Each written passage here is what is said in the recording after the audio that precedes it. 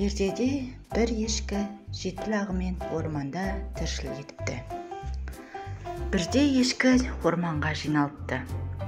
Есікті ешкімге ашпаңдар.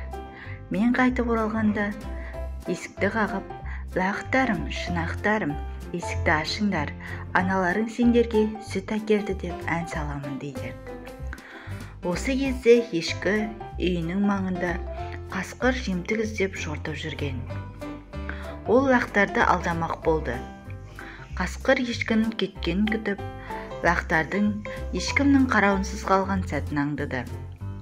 Қасқыр ісмер адамға келіп, жіңішке дауыспен ән салу үшін тамағын қағып беруін сұрады. Ісмер таң-тамаша болды. Бірақ тамағын қағып, оның даусын жіңішкертті. Қасқыр ешкі үйіне жақындап келіп, есігін қақты. Сонан соң жіңішке нәзік даусымен лақтарым, шынақтарым, есікті ашыңдар, аналарың сендерге сүт әкелді деп әндетті. Лақтар есікті ашты. Жауыз қасқырға керегі сол еді. Ол үйге баса көктей кимелей кірді де, лақтарды бірінен соң бірін қылғытып алды. Тек бір лақ қана тығылып үлгерген еді. Сұрқия қасқыр 7-ші лақты ұзақ іздеді, бірақ таба алмады. Ешкінің келетін уақыты болып қалған болатын. Сондықтан ол зыта жөнелді. Ешкі үйіне келсе, есік айқара ашық жатыр. Үй ішінде ешкім көрінбейді. Пеш ішінен бір лағын тауып алды. Ешкі басына түскен қайғыдан көз жасын көл қылып, зарлы үнімен зарлап жылады. Лақтарым, шынақтарым, көлге біткен құрақтарым, есікті ашып қасқырға жем болдыңдар.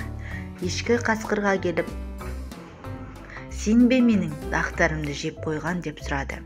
Қасқыр оған, сенің лақтарыңды жеген жоқпын деп жауап қатты. Жемегеніңді дәлелде, кел екеуміз мына ордан секірейік. Егер сен менің лақтарымды жемесең, онда оңай секіріп кетесің, деді ешкі. Қампиған қарнымен ордан секіру қасқырға қиын түсетіні белгілі ғой. Амал қанша секірді, бірақ өзін-өзі ұстай алмай, тура ыстық шоқтарды бар орға құлады.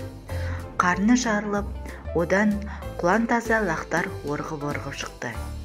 Олар аналарымен шұрқырасып табысты. Сөйтіп, ешкі лақтарымен бұрынғыдай ауыз бірліктері күшті, ынтымақты өмір сүріпті.